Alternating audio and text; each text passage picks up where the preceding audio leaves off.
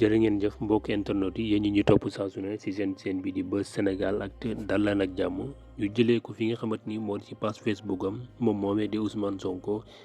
di xamal ñi nga xamante ni ñoo di ay naataangoom ñu féete ci parti bii di Pastef waaye di xamal tamit ñi nga xamante ni ñooy sympathisant mi moom moomee nag fas yéene naa jàllale ab benn message boo xamante ni message bu am importance la tey jii di dimanche yéema fukki fan ak juróom-ñeent ci weeru novembre bi 19h bu 16h jotee ngeen baal ma bu 4h ci ngoon jotee kon dana jàlle message bu ñu mel mu leen ci bàyyiloo xel kon yéen ñëpp message boobee nag lan la wunnu ñu nar see xam dara ndax day àddu ci li nga xamante ni mooy carrière politique am